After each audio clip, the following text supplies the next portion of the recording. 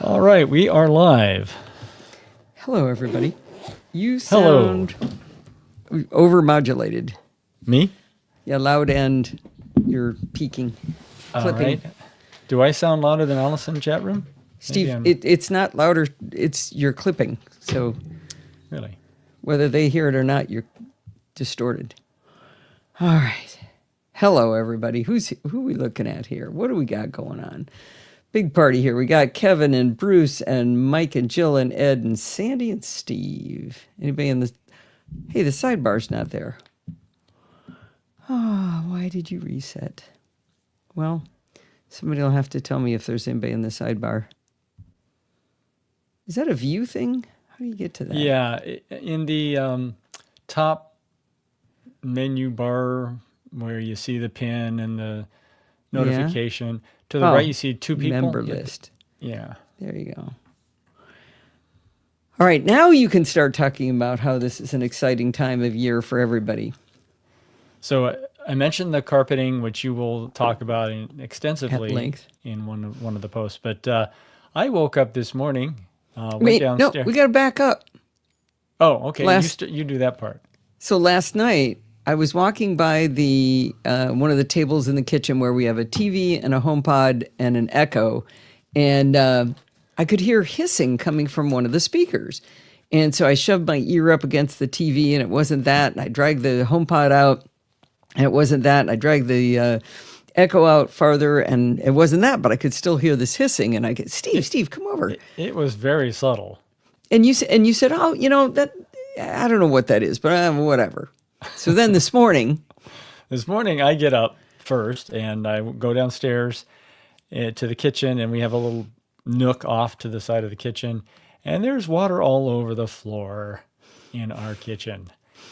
So I'm looking around, and it's clearly coming from the wall, and you never want to see water coming out of a wall. It was not coming out quickly. It was dripping rather slowly, but overnight it had collected quite a bit of water with many hours of dripping, apparently. So today we've been spending time with plumbers and remediators and looking at, the wall is open. When we first looked at it, to back up a little bit, we were recarpeting last week, and we saw a black spot up towards the top of the ceiling, right where this all ends up happening. And at first I thought it was like, cobwebs or something. And I tried to clean it off, and I tried to bleach it off. That didn't get rid of it. And we were kind of like, uh-oh. And so, but it was in the middle of being recarpeted is a nightmare. So we'll get into that a little bit. But we didn't have time to address it at the time. Right. And then, but when there was water pouring out, there was kind of time to address it. Thought that was important. Yeah. So then when the guy comes, the plumber came really quickly. He was great. Oscar, he comes, and we had a half whiteboard, half corkboard on that wall. And we said, well, let's get that out of the way. And we pull it out, and there's mold all over the back of the whiteboard side. And we immediately thought, black mold. This is black mold. We're all going to die. This is going to be horrible. We've been through this with Kyle and Nikki had this happen at their house, and it was a absolute nightmare. I mean, they had a really bad company come in at first who, instead of sucking the mold out of the air, and they blew fans at it, so they blew the mold all over a lot more of the house. The kids' bedrooms, without sealing off the room. Yeah, so they ended up with two of the bigger kids' bedrooms. So all of their clothing, all of their bedding, everything had to be washed. Oh, it was just a big nightmare. Not to mention, cabinets pulled out and everything. And the things that couldn't be washed, they threw away. Yeah, so big fat nightmare there. So we were just looking at like, oh no, this is going to be horrible. And yeah, circulate the spores. What could be better? So then. So we're talking to this guy, and we're just like, oh, this is terrible and everything. And then the remediation guy comes, and what did he say, Steve?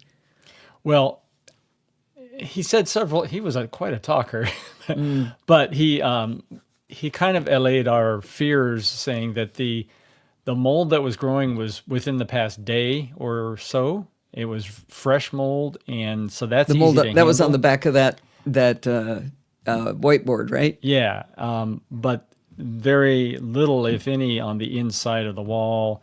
and no black mold. In other words, it hadn't been there long enough to embed itself into the surfaces. So he said this is not a mold remediation issue, but it is a water issue and water damage that they're going to have to handle. So we got lucky there, and it's only because I think we caught it so quickly. Had that lingered for any amount of time, it would have been much worse. Yeah.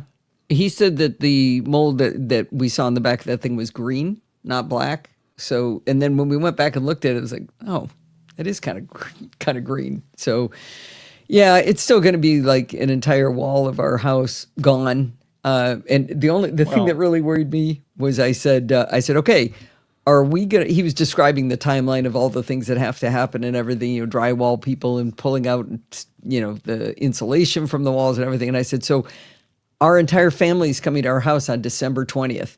You're going to be done before then. And he kind of stopped and just looked at me and was like, no, you're going to be done. I mean, I'm going to have a 2-year-old in the house. You can't have an open wall with insulation and mold and stuff. You got to be done. I said, anything you can do, start layering these processes on top of each other. You're going to have to do because you got to be done. I'm guessing the painting may not be done. I can live with that. Bare wall board. I can live with that. Yeah. But so today was fun. Yeah. And that's that was the last after thing a we week. need after putting together the house from recarpeting, because we're not quite done with that. Yeah.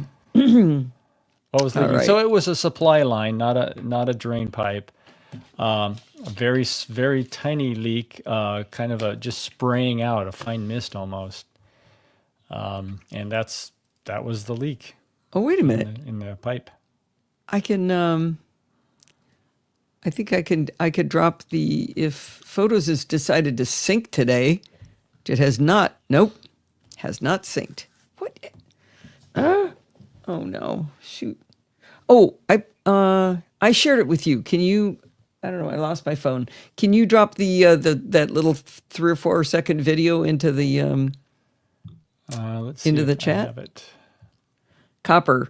Oh, Mike, that's a great answer. So it's a copper pipe, right? It gets his pinhole in it. And the guy says, okay, let me see if I've got the parts to fix it. And he comes back and goes, okay, I can put in this emergency pipe. And it's basically like a flexible plastic tube he wants to put in there. We're like, okay, so that's just until you put the real pipe in, right? And he goes, well, a lot of people just leave these in. And we're going back and forth. He goes, well, I used to quote the copper, but it was so expensive. People never said yes, so I just don't even offer it normally. I said, well, how long does this last? He goes, like 5-10 years. Would you put a pipe in your house that would only last 5 to 10 years? Even if you had an intention of selling it in a year, would you do that to somebody else? It's like, no. So we haven't got the quote. Maybe I'll change my mind when it comes out $12,000, but it was only $275 for the guy to come out and fix it that much, at least.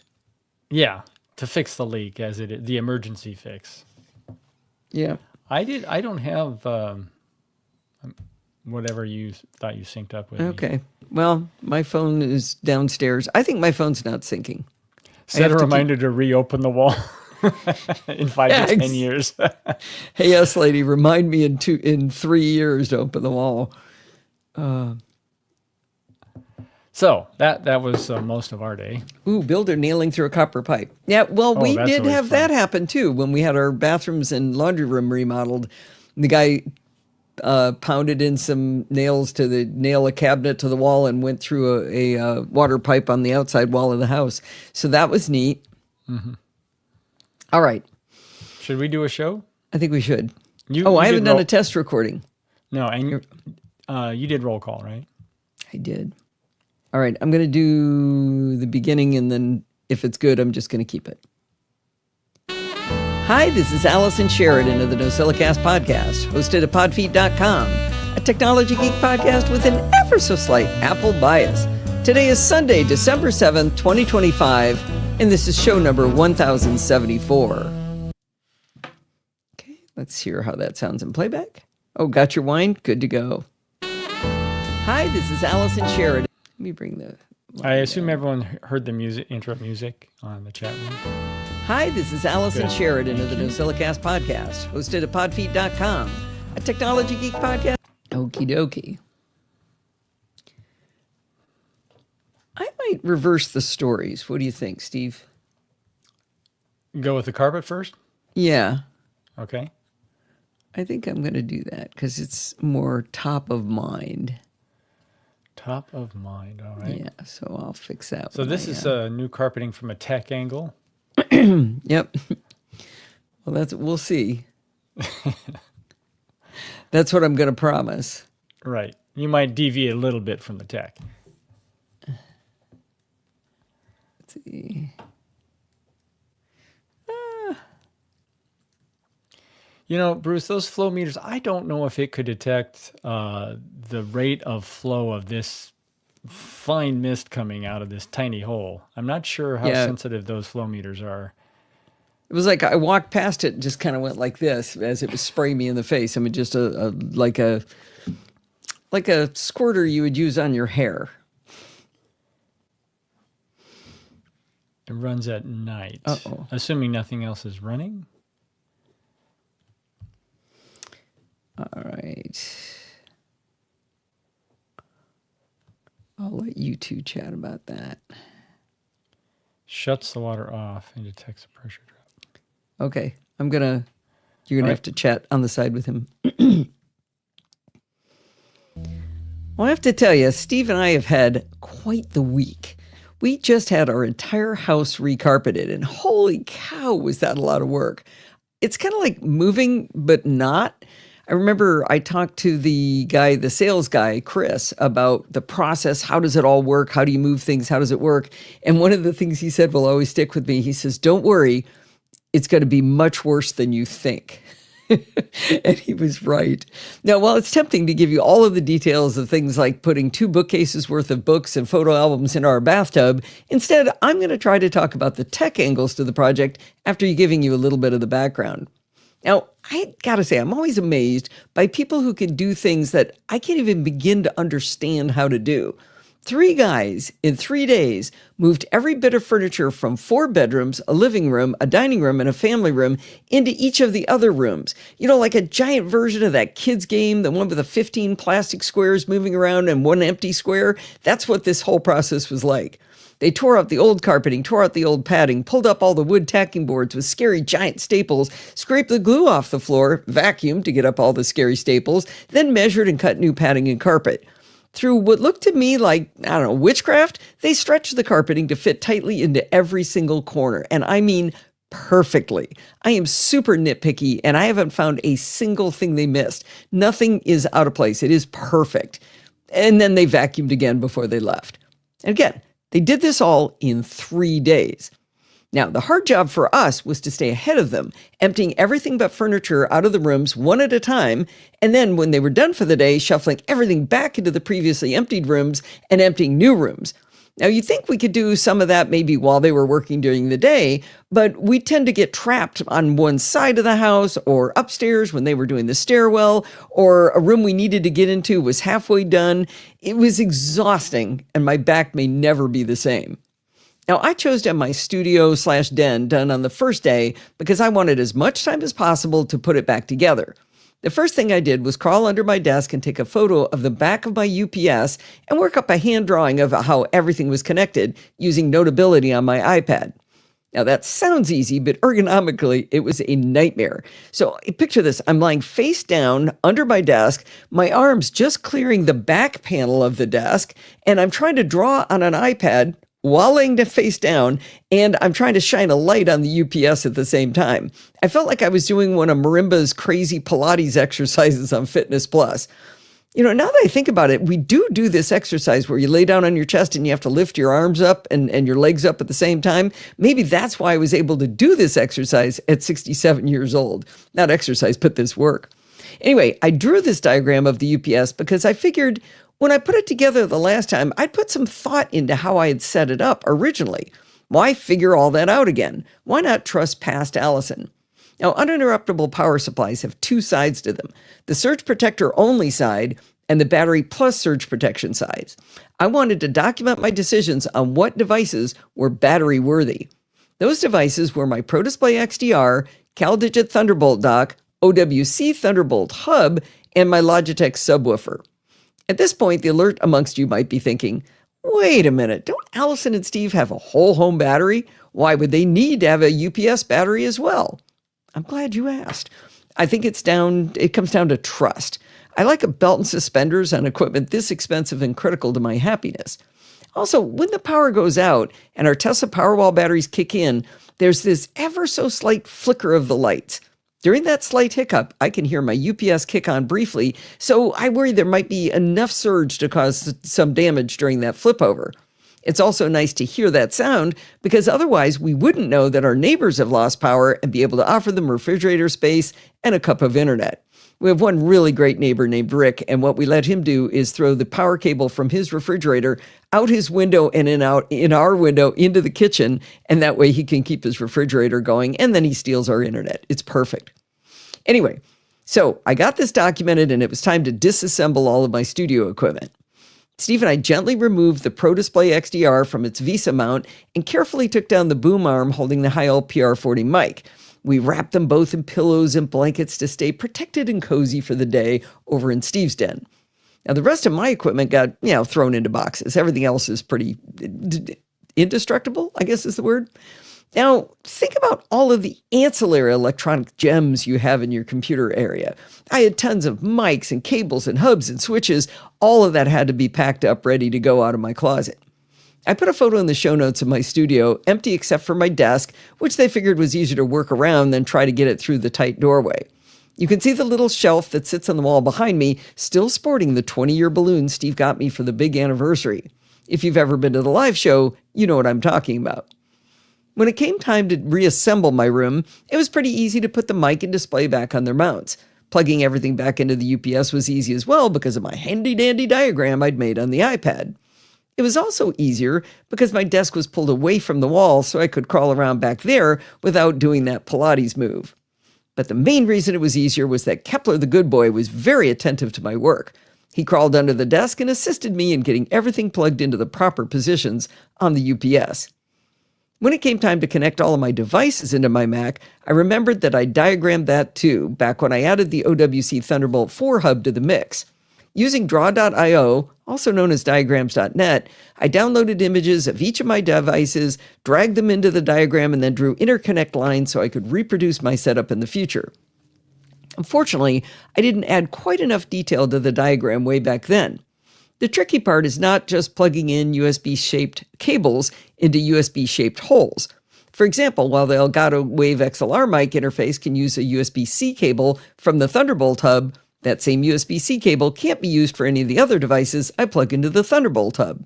One of the hardest parts to get right was connecting the CalDigit dock to the OWC hub. The problem is that each of them has one Thunderbolt port that's identified with a little computer symbol on it. I never documented which devices go into each of those ports. Now, obviously, neither of those ports gets to connect to my computer directly because this whole mess is to be able to live the one-cable lifestyle on my MacBook Pro, and they can't both go in there. I thought for a while that maybe one Thunderbolt cable went between the two computer Thunderbolt ports, but that was wrong too. I figured out it was incorrectly connected when my mic and headphones plugged into the Wave XLR weren't even recognized by my system. I broke out draw.io again with the diagram, studied the problem, fixed it, and then edited the diagram a whole bunch to make it much more specific for next time. You'll notice in the diagram, if you look at it in the show notes, that that's the wrong diagram.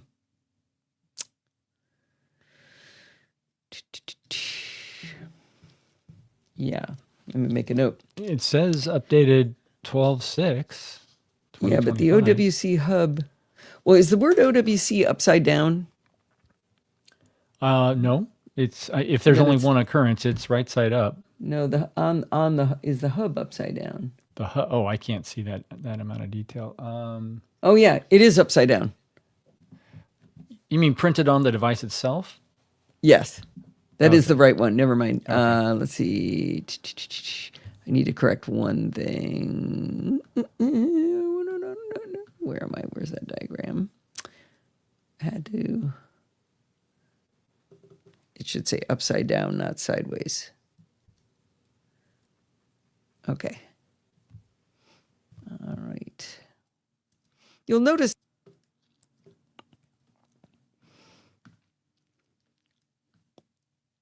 Save.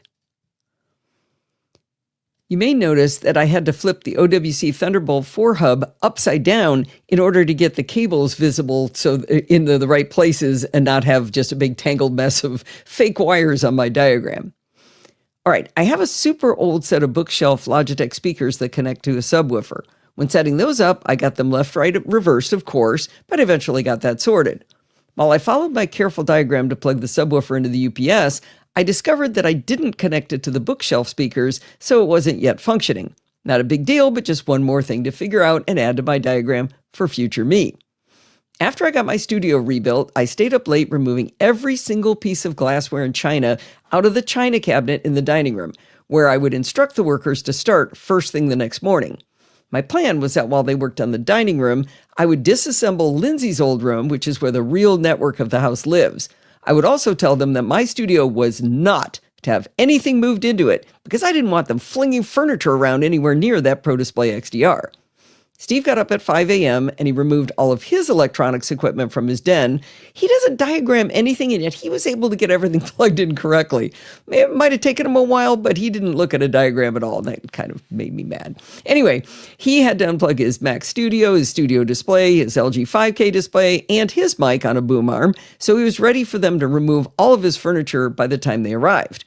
The dining room and Steve's den would be enough to entertain them for a few hours till I could get Lindsay's room disassembled. However, the next morning, while I was downstairs talking to one of the three guys about my carefully thought out master plan for the day, another guy ran upstairs and started disassembling Lindsay's room, moving things into my studio. By the time I caught on to what was happening, they'd actually flipped some of the furniture in my studio upside down on top of the bed. To suggest I freaked out is to dramatically understate the situation. I told them they were forbidden to go into my studio and that everything had to go into our bedroom.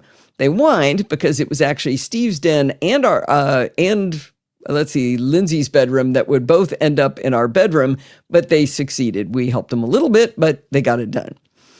All right. So as the guys started tearing down the dining room and Steve's room, I was in a race against time to get Lindsay's room disassembled. Her room hosts the following: a Synology, an OWC RAID drive attached to the Synology, a Mac Mini with an elderly but fully functional 27-inch cinema display, a Gateway Eero router, a 16-port Ethernet switch, a Hue hub, a UFI...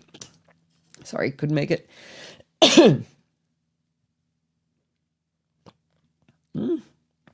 Just got dry there. Uh-oh. I lost Discord. Where's Discord? There we go. Let's see. A gateway. Start back at the gateway. Thank you. Save. The Gateway Eero router, a 16-port Ethernet switch, a Hue hub, a UFI home hub, a Flick hub, and the Ring hub for our alarm system. As I've already mentioned, it's very important to document how things are plugged in before disassembling. I took a photo of the complete and utter rat's nest of cables going to the back of the cabinet, this time mostly for the comedy. But seriously, the other thing I did was draw yet another diagram of the UPS managing all of those devices. In that case, the Ring, Synology, Ethernet switch, RAID array, Mac Mini, and the Eero router all made the cut for the battery plus surge size. For the battery plus surge size. That's hard to say. For the side with the battery and surge protection. When it came time to plug everything back in, again, Kepler the good dog was even more helpful. The poor thing had been banished to the backyard for most of each day, so when we let him back in, he felt that he really needed to up his supervisory game. I remember at one point I was running Ethernet cables into the switch, and he rolled on his back between me and the switch, looked up at it from underneath, and blocked my arm from getting past my knee to the switch. It was really handy.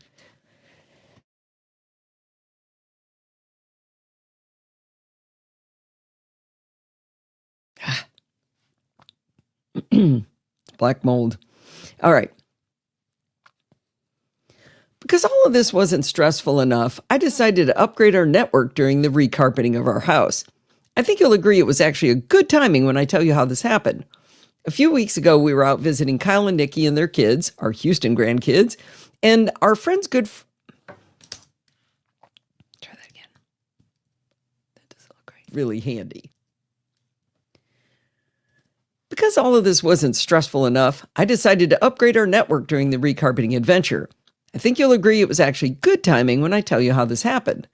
A few weeks ago, we were out visiting Kyle and Nikki and their kids, our Houston grandkids. Our good friends David Roth and his wife Jennifer also live in Houston, so we made time to meet up with them for lunch. You've heard me talk about David a million times. Anyway, we were all nerding out during lunch, as one does, and David told us that he'd recently swapped out his entire network with Ubiquiti equipment. Now, if you haven't heard of Ubiquiti, I like to describe it as networking equipment for people who secretly wish they were system admins. From what I understand, the equipment is rock solid, and the software gives you all kinds of fun controls and graphical ways of viewing and controlling your network. It's also pretty pricey, but everyone who's gone down this path is very enthusiastic about how great it is. Our good friend Pat Dengler's another convert. Now, I knew that David had previously installed all Eero Pro 7s in his house, so when he was done gushing about how much fun it was to play with Ubiquiti, I kind of idly asked him, what did he do with all of those Eeros? I remembered that they were Eero Pro 7s, which are top-of-the-line ones that I'd been too cheap to buy when I replaced all of mine with Eero Pro 6Es. David explained that the 7 Pros were just sitting on a shelf. And then he said the most beautiful words he's ever said to me. He said, "Do you want them?" Seriously. And he refused any money for them. He even offered to ship them. Well, to have Jennifer ship them. Anyway, the Eero Pro 7s have come down a bit in price since I first looked at them, but this is $1,000 worth of network equipment that he gave us. $1,000 worth. We immediately managed to cram all 4 of them into our luggage for the trip home. I think we left some shirts and pants and shoes at home to make sure that those came back with us. So now back to the carpeting story. Disassembling Lindsay's room meant unplugging that gateway Eero anyway, taking down our precious network. So I figured that was a perfect time to swap in the Eero Pro 7. Eero makes this so easy. You tap on Add a New Device, and one of the options is to replace an existing Eero. It tells you to plug in the old or unplug the old one, plug in the new one, and hit Next. At that point, it looks for the new Eero, and when it finds it, you're done. But it didn't find the new one. I tried a couple of times, and then I looked at the instructions, and I broke down and typed in the serial number of the new Eero like an animal. And then I saw terrible words in the app and circled in red. It said, "This Eero device is already registered. Please have the previous owner remove this Eero from their network." Well, that's a fine kettle of fish. I texted David a screenshot of what I was seeing with no explanation, and in exactly 3 minutes, he wrote back the one word, "Done." How's that for customer service? I tapped on Add, and this time the Eero app immediately found the new Eero Pro 7, and all of my devices were connected as they should be. I didn't have to do anything to reconfigure the new gateway Eero. I couldn't have been happier, well, except for that one egregious error that David made, of course. As we disassembled and reassembled each room, we replaced 3 more Eero Pro 6Es with Pro 7s with no trouble at all. This really is a testament to how good the software is from Eero. I mean, it's no Ubiquiti, but it's the right tool for us. And one of the easier tasks during this project was emptying our DVDs from their cabinet into boxes. Even that had a tech angle. Our DVD cabinet is 7 shelves tall. There are shelves in both doors and the main part of the cabinet. The center portion has a vertical piece separating the left and right sides. The problem to be solved was how to get the nearly 300 DVDs back into the cabinet afterwards with the same basic structure that we have now. For example, we know to look in the bottom rows for Christmas movies. Series like Pirates of the Caribbean and the Die Hard movies, which are also Christmas movies, are above that. Steve's icky movies, like Apocalypse Now, District 9, and Predator, those are all over on the right-hand side. We've got our James Bond collection below that. The top row is all Marvel movies, which we both like. My sappy movies like Driving Miss Daisy and How to Lose a Guy in 10 Days are on the upper left, and Pixar and Star Trek are below that. I wonder how many of you would think of the solution we came up with. I decided to view it as a spreadsheet, of course. The cabinet is 7 rows tall, and it's 4 columns wide.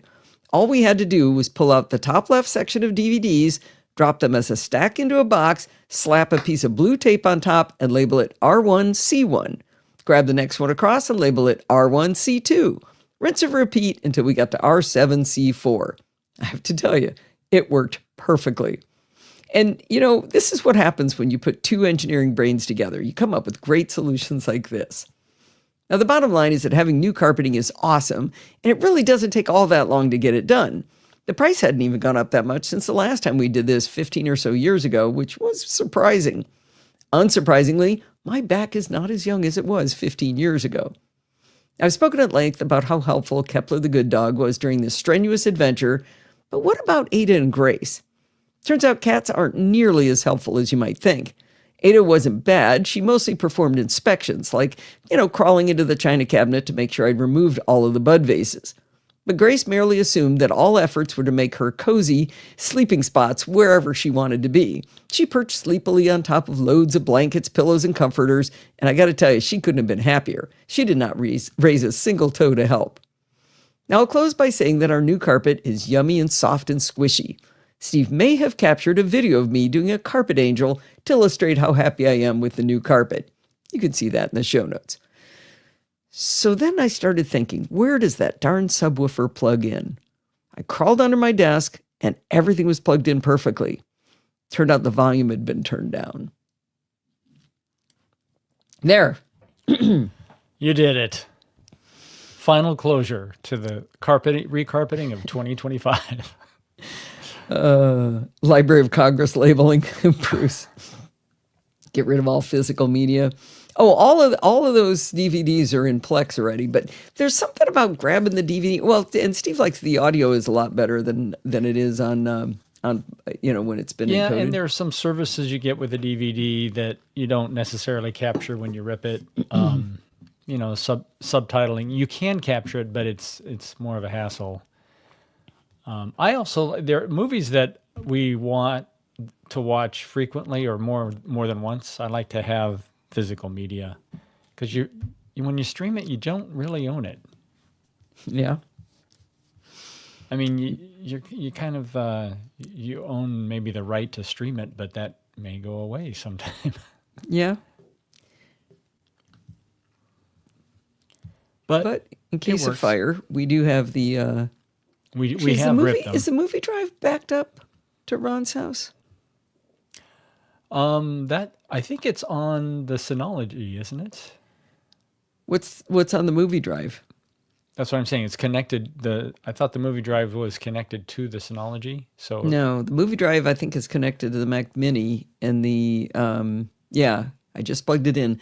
And you're thinking of the RAID array, which is all of your Final Cut raw media, and that's connected to the Synology. But I doubt. I think that's not. No, I know it's not backed up to Ron's because it wouldn't fit to our second Synology at Ron's house. Right. So we could make a copy of that movie drive and just have it sitting around. Yeah, I mean that wouldn't be that hard to make a copy of, right? And throw it at Ron's house, stack it on top of we bought a little UPS for our. Just for us, for our Synology at his house. All right.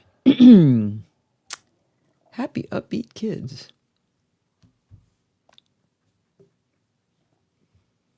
Do you ever do some repeated operation on your Mac that's not hard, but you find it really annoying? If you can't think of one, I'll go first. When I'm working on my Mac at my desk, I like to put my laptop to sleep to save energy. Did I say when I'm done? When I'm working on my... No, I just said when I'm working on it, I put it to sleep. I shouldn't do it when I'm working on it. When I'm done working on my Mac at my desk, I like to put my laptop to sleep to save energy. I use a MacBook Pro connected to the 32-inch Pro Display XDR I've been talking about all this time, and I keep the brightness cranked up to the max. So leaving it on any longer than necessary is a huge waste of electricity. I know. Our power comes from the sun and it goes into the batteries, and I'm not burning fossil fuels most of the time, but I still hate to waste electricity. I also find that it sometimes doesn't automatically go to sleep. No.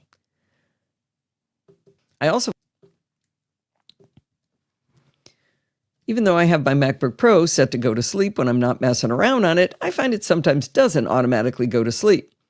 So here's the scenario. I've been toiling away writing a long blog post for your education or entertainment, and Kepler has suggested that I'm late taking him for his afternoon walk.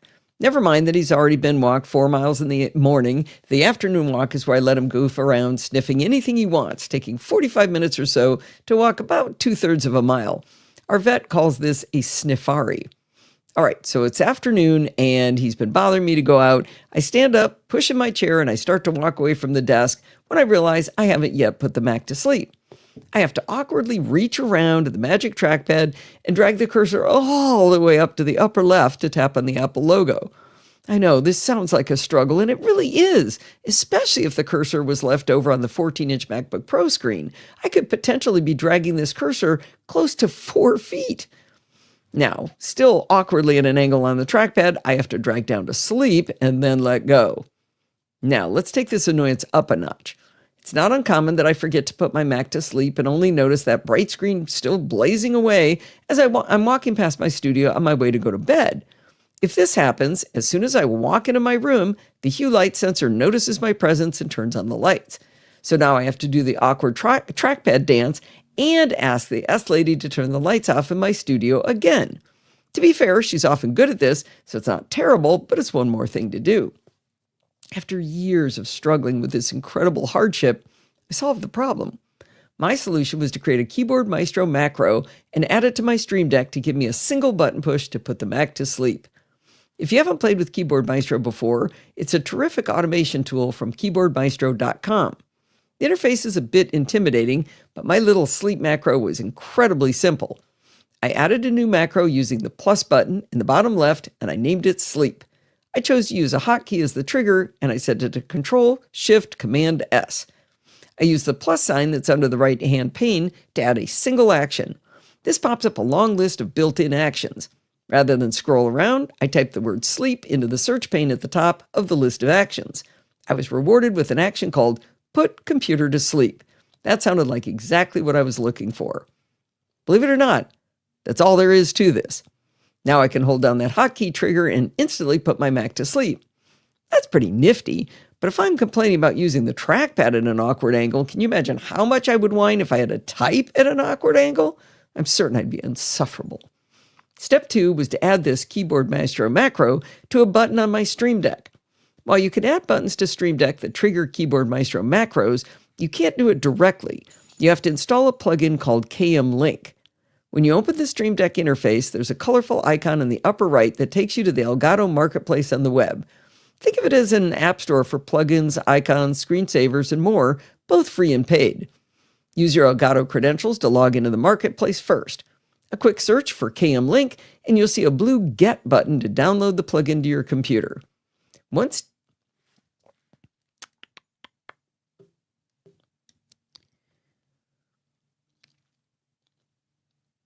The only hard part is to keep track of whether it's KM Space Link or KM Link, all one word. They actually alternate in the way they document it, so good luck. I think it's KM Link, all one word when it's in the Marketplace. All right, once downloaded, a simple double click will install KM Link into the Stream Deck. In the right sidebar of the Stream Deck software, you can now drag the KM Link icon onto an empty button just like you would do with any of the pre-built buttons. As soon as you drop it in, you'll be invited to add a title, assign a macro, and add an optional parameter.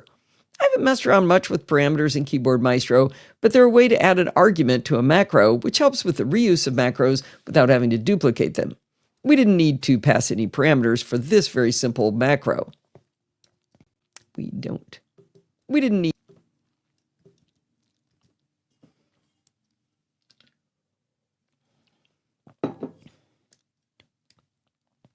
We don't need to pass any parameters to this very simple macro. To add the macro, you simply use the downward chevron that invites you to select a macro. If you have a lot of macros, it's helpful to remember that you can type the first couple of letters of this standard dropdown. If you have save, because Kevin said to. If you have a lot of macros, it's helpful to remember that you can type the first couple of letters in this standard dropdown to jump to the right one. I typed SL quickly, and it selected my fancy single-action macro that I named Sleep. I could have typed the title Sleep into the title field, but I had a better idea. I asked one of the large language models to make me an icon with a blue background and white letters that said ZZZ, where each subsequent Z was slightly smaller. Took a couple of tries, but it made what I wanted in the end. The last step of this incredibly complex method was to click on the plus button to add an icon from a file and select my ZZZ icon. And to make sure you can follow along, I added a lot of detail here to what is a very quick set of steps. So let's review. Number 1, create a Keyboard Maestro macro with one action, put computer to sleep. Number 2, install the KM-Link plugin from the Stream Deck Marketplace. Number 3, add a KM-Link action to your Stream Deck interface. Number 4, set the macro to your sleep macro from Keyboard Maestro. Number 5, add a cute icon or a boring title and call it sleep. Nope. I'm missing a closing parenthesis. That's what confused me. Got that. All right. Number 4. Save. Number 4, set the macro to your sleep macro from Keyboard Maestro. And finally, number 5, add a cute icon. Or you could be boring and just title it sleep. Now, every time I leave my computer, whether it's for the evening or just to go for a walk with Kepler the good boy, I simply tap my ZZZ button and my giant monitor stops slurping energy like a black hole. The bottom line is that automating something so simple and yet so repetitive and annoying is the classic scratching your own itch that Bart talks about in Programming by Stealth. I love my little sleep button so much. Actually, the bottom line is that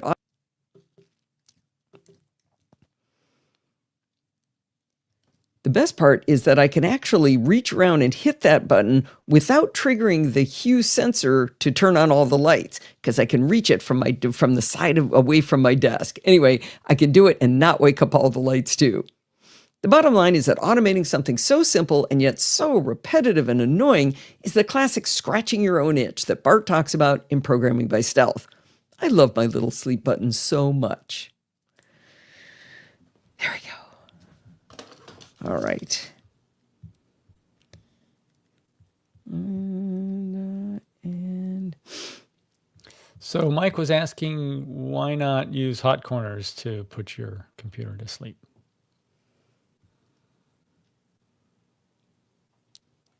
I've never been a fan of hot corners because I trigger them accidentally. Mm-hmm. It's a good idea. That's why I paused so long. It's like, why don't I do that? I just have a tendency to run into them and all of a sudden the whole machine goes to sleep and you're like, I didn't want it to do that. Yeah, I like to be able to clear my display with a single action, clear all the windows. Now that's a default, or it can be an action by just hitting the hot corner? No, well, you can set that probably, but by just hitting the background.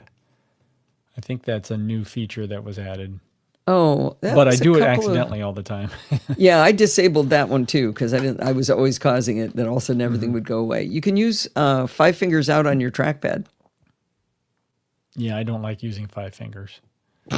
Too many. 3 is my max. I mean, for actions on a trackpad. Oh, you're funny, Steve. You and I are almost exactly the same in every way except for this. What if you cut one off? Yeah. Ed with the power tool says what? Ed's got the tools to do it, that's for sure. Actually, now that the carpeting's done, Ed, you've got work to do. Well, we need that to baluster that baluster needs to be done. We got to paint it. Yeah, what have you been doing? Yeah. Oh, lordy, lordy, lordy. It's been a week. All right, here we go.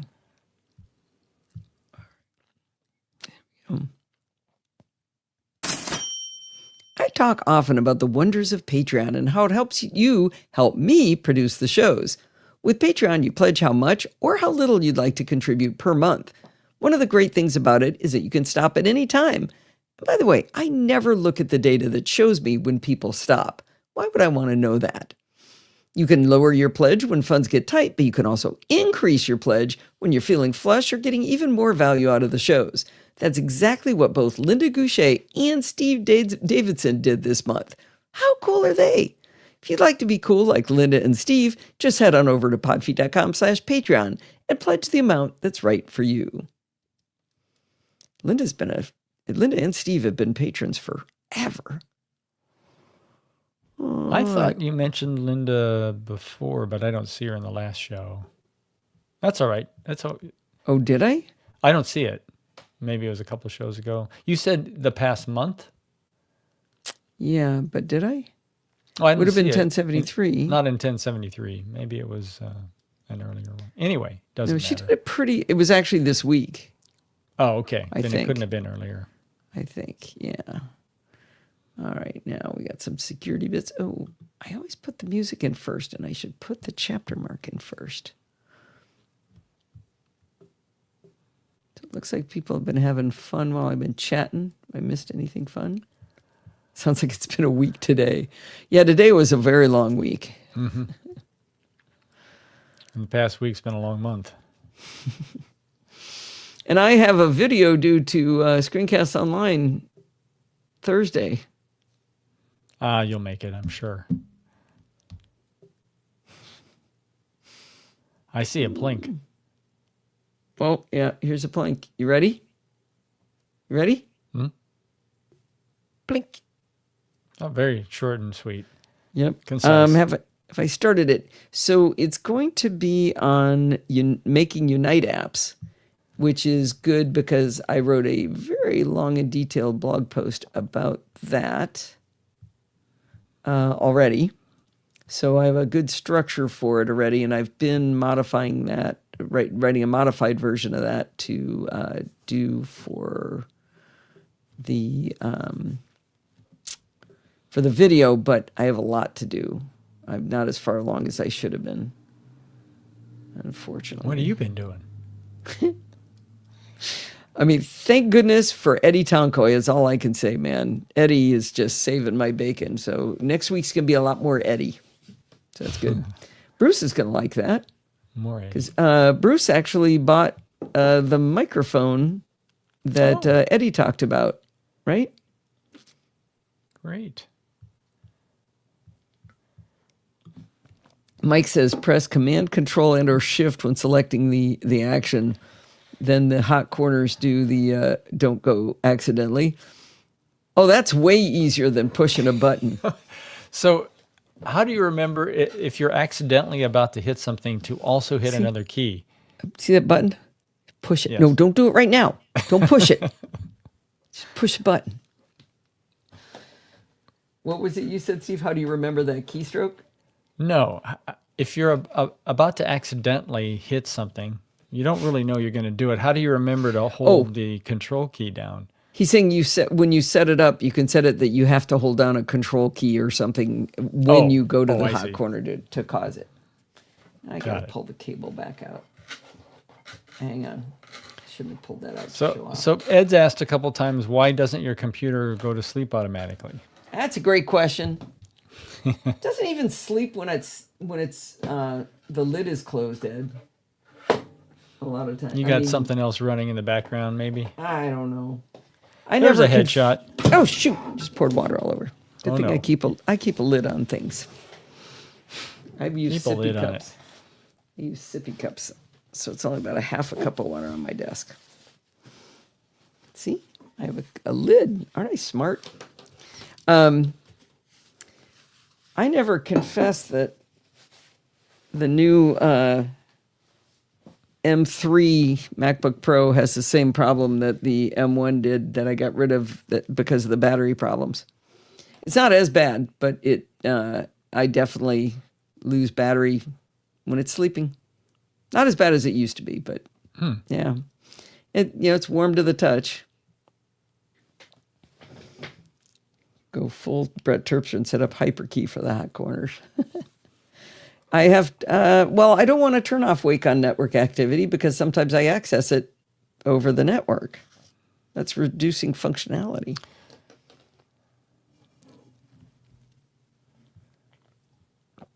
Right? When I'm away from home, I need to get into this computer. Yeah. Could you remember to just enable it when you're about to leave home? I know. Let's put it on our vacation switch in our home automation. That's just what we need. Oh, you want to bring Allison and Steve to their knees? Ask them how they like using automations in HomeKit. All right. I'm going to play the transition here. Amount that's right for you.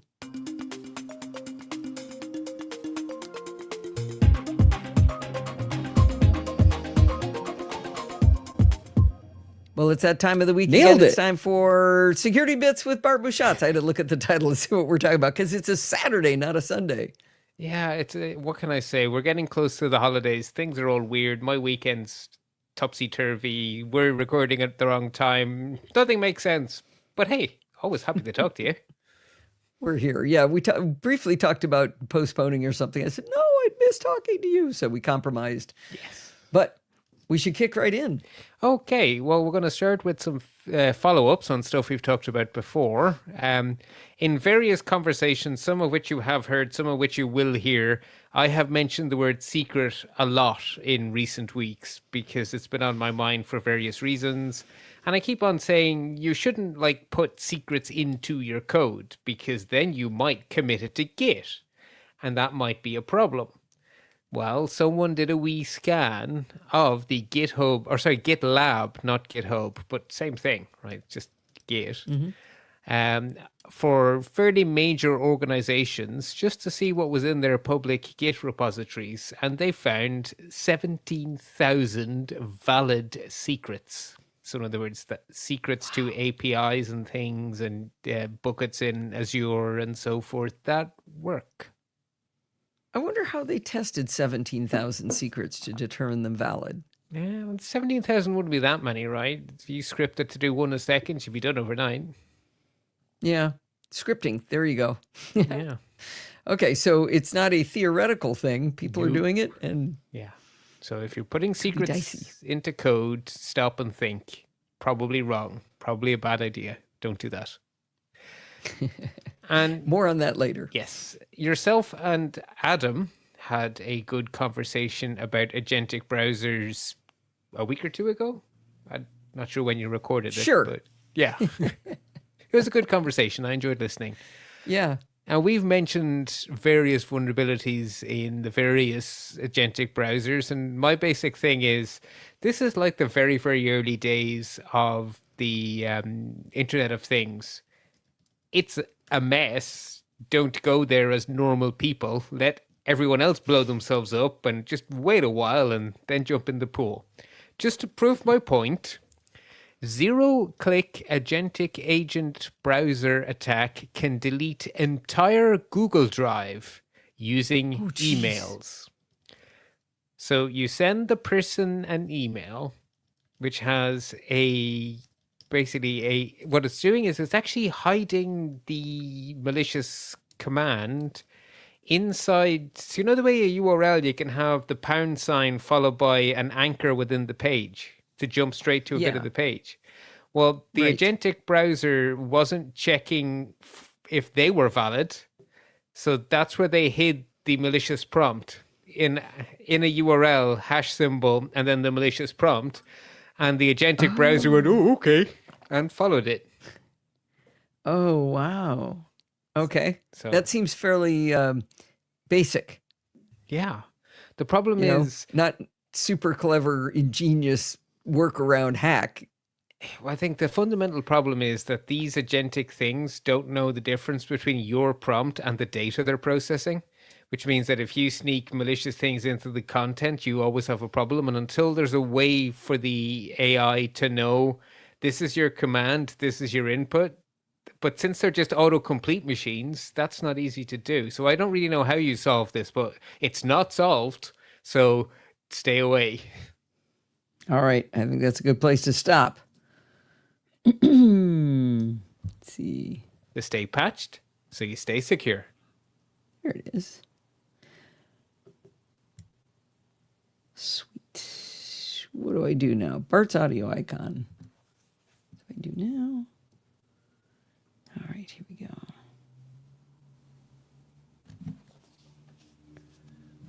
Your cup should arrive tomorrow. My cup? Is my cup runnething over? I don't know about a cup. His cup? Mike's cup? What have I missed? Oh, adult sippy cup is on its way. I have a sippy cup. All right, here we go. I missed the first part of that. I'm sure he's not kidding. To stay patched, so you stay secure. I want that closer.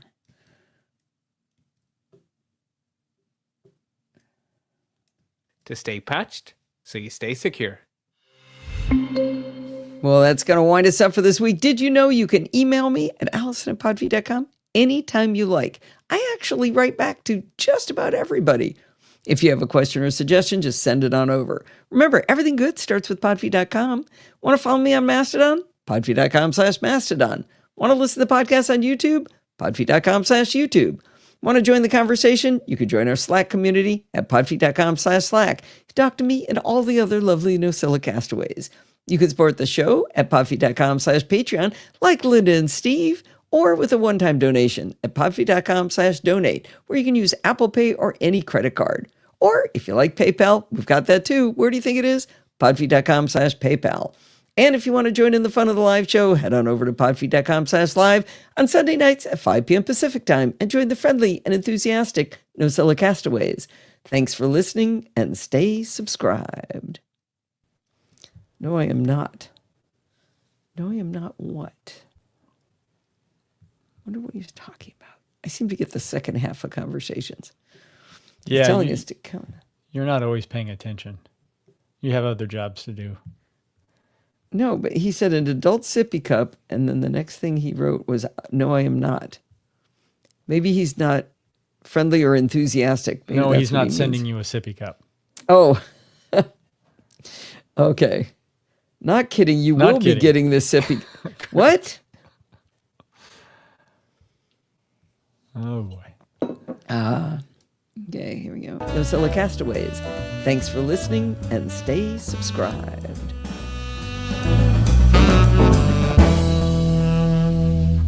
Okay. All right. 4. There are 4 lights. Oh, I haven't even been counting. Probably should Jeez, do that. Steve. Let me go back. 1, 2, 3, 4. Yes. We're in Some peanut agreement. butter whiskey in the sippy cup. Ooh, I haven't had peanut butter whiskey That's in a what while. makes it the adult sippy cup. Maybe I'll have some tonight. Telling Peanut you, butter took whiskey. a lot of whiskey to get through the carpeting. Now I'm worried how much bourbon it's going to take to fix the mold. Actually, Remember, it's not we don't have the mold. It's not issue. mold. That's really makes me happy. The leak. There are lights. No, we're just joking. Whenever there's 4 of something, you have to say there are 4 lights, right? Yep. You know what that's from, right, Mike? Obligation. I'm sure somebody can come up with the GIF in a few seconds. Ah, he does know. Good man, good man. Did you guys? Oh, I didn't get to read. Did you guys like my spreadsheet for the DVD cabinet? Wasn't that funny? Yeah, probably Mike, someone was asking, can you do A pivot table? pivot tables with your DVDs? Probably. Oh, they're in a database, for crying out loud. Anyway. All right. Well, I think we are, I think we're done. I think we are. I think that's a wrap. I think we are. If there's nothing need else, to- anybody has any other orders of business? I think we'll still be in business next week. Should be, assuming there's no other disaster. 14th. Not the 21st. The last 2 Sundays, we won't have one, in case anybody's wondering. Last 2 Sundays will not be. Did everybody catch that? Is that right? Because the kids come in on Sunday the 20th first. Kyle and Nikki get here on the 21st. So there will not be a live show on the 21st or the 28th, because we'll be in Fresno. Heck, And then is the 4th the next- and the 4th is when we're in Vegas for CES, isn't it? Oh, so we No. wait. Please tell me it's not the 4th. Please tell me it's the following week. No, I'm pretty sure it's the following week. Oh, no, it isn't. No, it isn't. Oh no. Oh, my God. Oh, that's horrible. Yeah, so next week is the last live show of the year, and then to next year. Oh, my stomach hurts. Oh gosh, we leave the 3rd. I forgot to ask people to make contributions. Please, hey, can you guys record something? We're gonna need some content, please. Please make some content. What do I you want? A recording.